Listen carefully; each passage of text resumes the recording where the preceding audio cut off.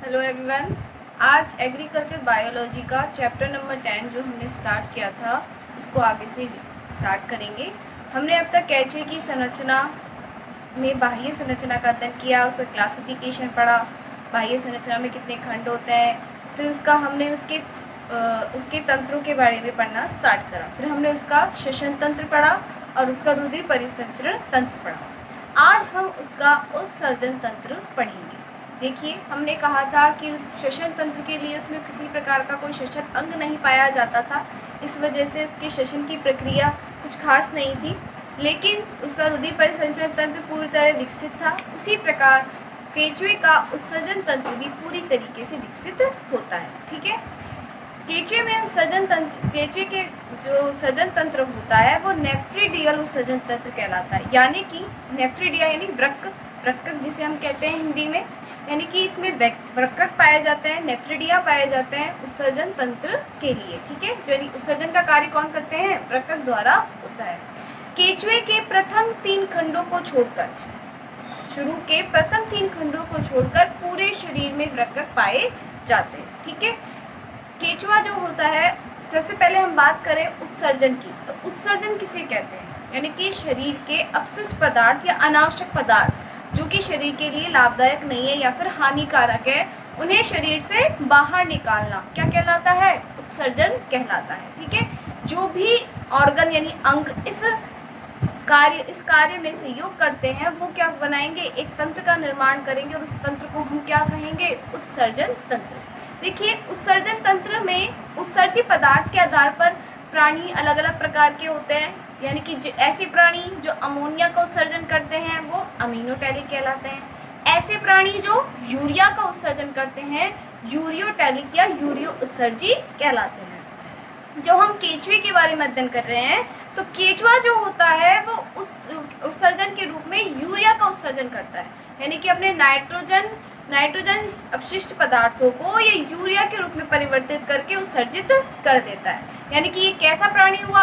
Urea उत्सर्जी प्राणी, ureotelic इसे कहा जाता है। ठीक है, सबसे पहले हमने पढ़ा कि ये नेफ्रिडियल उत्सर्जन तंत्र होता है इसका, फिर हमने कहा ये यूरिया उत्सर्जी प्राणी है, यानी कि ये किसका उत्सर्जन करता है?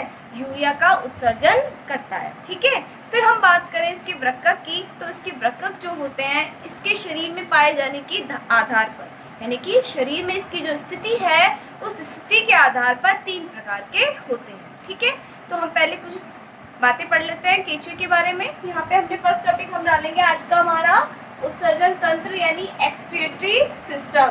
पहली बात हमने बोली, इसमें नेफ्रिडियल उत्सर्जन तंत्र पाया जाता है। कौन सा तंत्र पाया जाता है? नेफ्रिडियल।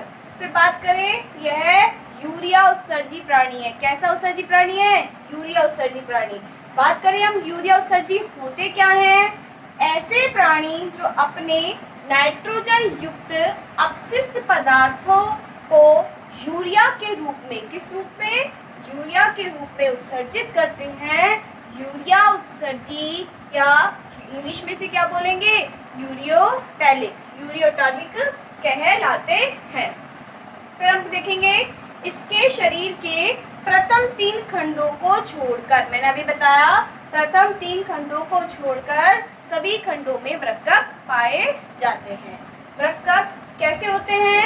वृक्क लंबी, पतली, कुंडलित, अशाखित, अंतः पक्षमाभिकीय नलिकाएं होती हैं। अब देखो, हम वृक्क की बात करें तो वृक्क होते कैसे हैं? ये कैसे होते हैं बेटा?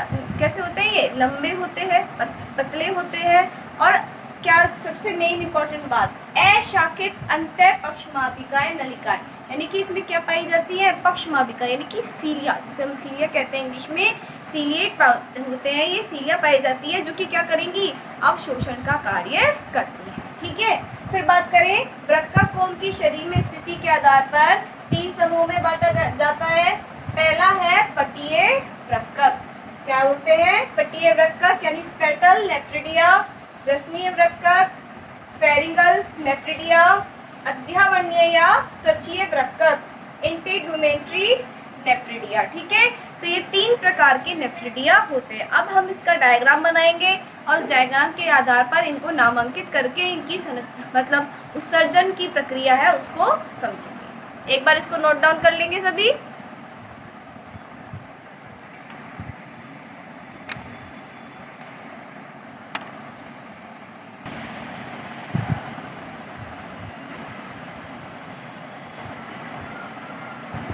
तो ये केचवे का उत्सर्जन तंत्र का डायग्राम है, ठीक है।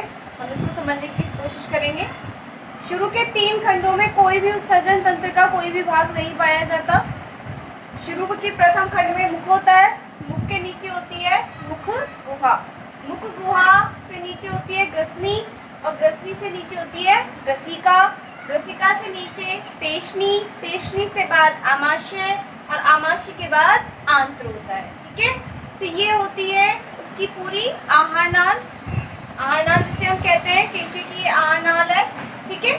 प्रथम, द्वितीय और तृतीय खंड के बाद चौथे, पांचवें और छठे खंड में, इसमें चौथे, पांचवें और छठे खंड में विशेष भी आकार के गुच्छे के समान दोनों ओर, आहार नाल के दोनों ओर ग्रसनीय वृक्कक पाए जाते हैं। कौन से वृक्कक पाए जाएंगे? ग्रसनीय वृक्कक, ठीक है। रसिका में है इसीलिए इसे क्या नाम दिया गया? ग्रसनीय वृक्कक, ठीक है। इसके बाद ग्रसनीय वृक्कक के बाद में 7वें खंड से अगर हम देखें तो दूसरा वृक्कक जो है जिसे हम कहते हैं अध्यावर्णी वृक्कक, ये पाए जाते हैं पूरे में। और उसके बाद होता है सबसे बड़े वृक्कक होते हैं पटीय वृक्कक। कौन से वृक्कक हो गए? पटीय वृक्कक, ठीक है।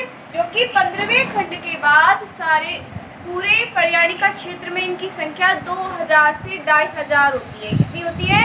2000 से 2500। इसे वृक्कक वन भी कहते हैं। जो पर्याणिका क्षेत्र होता है उसे वृक्कक वन भी कहते हैं क्योंकि इसमें वृक्ककों की संख्या सबसे ज्यादा होती है।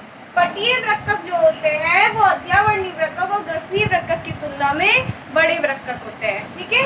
तो इस प्रकार का कुछ केंचुए का उत्सर्जन तंत्र होता है। 3 प्रकार के वृक्कक हो गए, पटीय वृक्कक, ग्रसनीय वृक्कक और अध्यावर्णीय वृक्कक। जो पटीय वृक्कक होते हैं उनमें पक्षमापिकाएं पाई जाती है, यानी सीलिया पाया जाता है जो कि जल का क्या करेगा? अवशोषण करेगा, ठीक है। जो भी अवशिष्ट पदार्थ है उसमें अगर कोई आवश्यक पदार्थ चला गया या फिर जल ज़्यादा मात्रा में चल गया या फिर केंचुए के शरीर में पानी की कोई कमी हो गई, जल की कमी हो गई, तो वो पूर्ति कौन करेगा? पटीय वृक्कक में उपस्थित पक्षमापिकाएं पूरी करेंगी, ठीक है। तो इस प्रकार का केंचुए का उत्सर्जन तंत्र का डायग्राम होता है। अब हम इन वृक्ककों के बारे में पढ़ेंगे, ठीक है। एक बार आप इसको सभी उतार लेंगे, ठीक है। जैसे ही ये भोजन मुख में जाएगा, मुख से किस में जाएगा? मुख गुहा में। मुख गुहा में जाने के बाद ये जो मुख गुहा में ये जो ग्रसनीय वृक्कक होते हैं, ये ग्रसनीय वृक्कक सह नलिकाओं द्वारा, किसके द्वारा? ये जो नलिकाएं हमको दिखाई दे रही हैं, इन नलिकाओं के द्वारा ये इसमें खुलते हैं। ये किसकी तरफ खुल रहे हैं? आहार नाल के अंदर, यानी आंत्र के अंदर खुल रहे हैं। इसीलिए इसे इन्हें क्या कहा जाता है? आंत्रमुखीय वृक्कक। क्या कहा जाएगा? आंत्रमुखीय वृक्कक, क्योंकि ये किसमें खुल रहे हैं? आंत्र में, यानी आहार नाल में खुलते हैं, ठीक है। अध्यावर्णीय वृक्कक जो हैं वो भी कैसे होते हैं? वो भी आंत्रमुखी वृक्कक होते हैं, यानी कि वो भी आंत्र के अंदर ही होते हैं। लेकिन जो पटीय वृक्कक, सॉरी, अध्यावर्णीय वृक्कक जो है वो तो क्या होते हैं? बहिर्मुखी। और पटीय वृक्कक क्या होते हैं? आंत्रमुखी। यानी कि 2 वृक्कक तो है जो कैसे होंगे? आंत्रमुखी होंगे, आंत्र की ओर खुलेंगे। और एक वृक्कक ऐसा होता है जो बहिर्मुखी होता है, यानी कि वो कहाँ खुलता है? शरीर से बाहर की ओर, यानी कि वो उत्सर्जित पदार्थों को सीधे ही शरीर से बाहर निकालने का कार्य करेगा, ठीक है। इस प्रकार से उत्सर्जन की प्रक्रिया होती है। अब ये डेफिनेशन, वो उत्सर्जन की प्रक्रिया अच्छे से पढ़ेंगे। एक बार आप इसका डायग्राम बना लीजिए।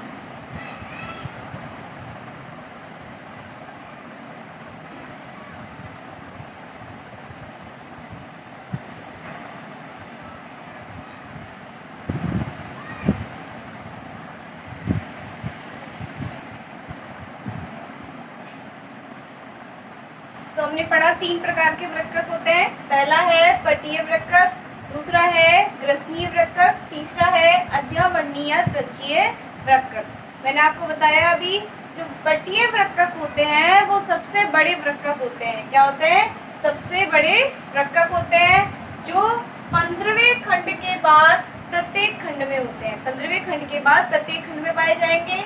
ये आंत्रमुखी वृक्कक होते हैं, अर्थात ये आंत्र में खुलते हैं। कहाँ खुलेंगे? ये आंत्र में खुलेंगे। फिर है ग्रसनीय वृक्कक। ये चौथे, पांचवें, छठे खंड में आहार नाल के दोनों ओर युग्मित रूप गुच्छों के रूप में पाए जाते हैं। आहार नाल के दोनों ओर, अभी हमने देखा था चित्र में कि दोनों ओर उपस्थित है। ये आकार में कैसे होते हैं? वी आकार के होते हैं। ये तीन जोड़ी सह नलिकाओं द्वारा आहार नाल में खुलते हैं। कहाँ खुलते हैं? ये आहार नाल में। हमने सह नलिका बताई थी, उनके द्वारा ये कहाँ खुलेंगे? आहार नाल में। अर्थात ये भी क्या है? आंत्रमुखी वृक्कक है। कैसे वृक्कक होते हैं ये? आंत्रमुखी वृक्कक। फिर तीसरा है अध्यावर्णी या त्वचीय वृक्कक। कौन से होते हैं? अध्यावर्णी या त्वचीय वृक्कक। प्रथम 3 खंडों को छोड़कर शेष सभी खंडों में पाए जाते हैं। ये सभी खंडों में पाए जाते हैं। प्रत्येक खंड में इनकी संख्या 200 से 250 तक होती है। कहाँ तक होती है? 200 से 250 तक। लेकिन जो पर्याणिका भाग होता है उसमें इनकी संख्या 2000 से 2500 तक होती है। इसलिए इस क्षेत्र को क्या कहते हैं? वृक्कक वन भी कहते हैं। फिर बात करें, ये बहिर्वृक्कीय होते हैं, अर्थात ये सीधे शरीर के बाहरी भागों में खुलते हैं। यानी कि ये क्या करेंगे? सजीव पदार्थों को आहार नाल में ना भेजकर सीधे ही शरीर से बाहर निकाल देते हैं। अब एक बार आप इसको नोट डाउन करेंगे, फिर हम उत्सर्जन की कार्य की यानी कि कैसे क्रिया होती है उसको पढ़ेंगे।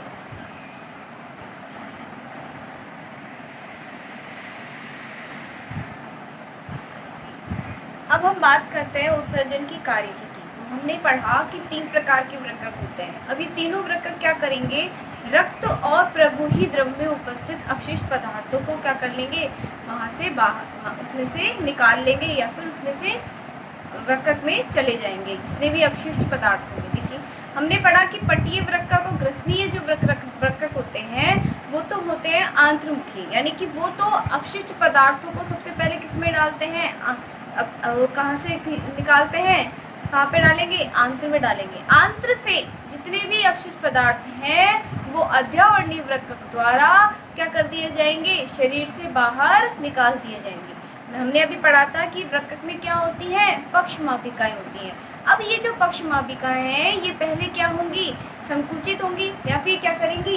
जितनी भी पक्षमापिकाएं उपस्थित हैं वो क्या करेंगी? इन अपशिष्ट पदार्थों को वहाँ से खींचने का कार्य करेंगी रक्त में से और प्रवोही द्रव में से, और उसको बाहर की ओर धकेल देंगी और वो गुदा द्वारा शरीर से बाहर निकाल दिया जाएगा। ठीक है। अब कई बार क्या होता है, अब आवश्यक नहीं है कि केवल अपशिष्ट पदार्थ ही वृक्कक में पहुँचे, कई बार आवश्यक चीज़ें भी या फिर जल की अधिक मात्रा भी वृक्कक में पहुंच जाती है, उसका भी शरीर के द्वारा बाहर त्याग हो जाना चाहिए था फिर तो।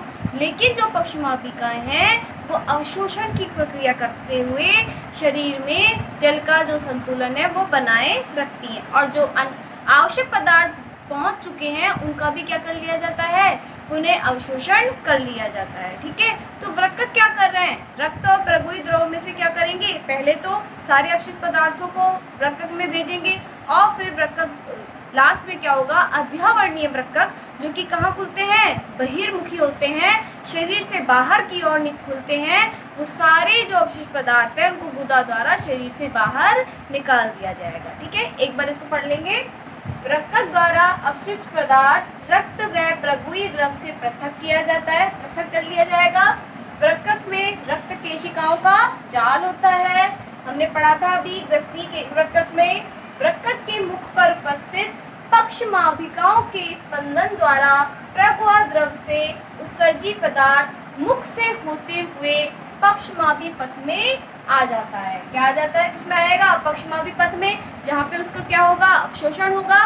जो भी आवश्यक पदार्थ होंगे, जल होंगे, उनका अवशोषण कर लिया जाएगा और जो अपशिष्ट पदार्थ हैं उन्हें आगे की ओर धकेल दिया जाएगा। पक्ष की पक्षमापिकाएं उत्सर्जित पदार्थों को पीछे धकेलते हुए शरीर से बाहर निकाल देते हैं। क्या कर देती है?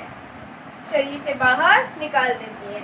वृक्क उत्सर्जित पदार्थों को पृथक करने के साथ साथ जल संतुलन का कार्य भी करते हैं। क्या कार्य करेंगे? जल संतुलन का कार्य। कैसा है केचुआ? कैसा उत्सर्जित किस प्रकार का उत्सर्जन करता है? यूरिया का। किसका उत्सर्जन करता है? यूरिया का। और वृक्क द्वारा ये यूरिया शरीर से बाहर निकाल दिया जाएगा। तो हमने आज क्या पढ़ा?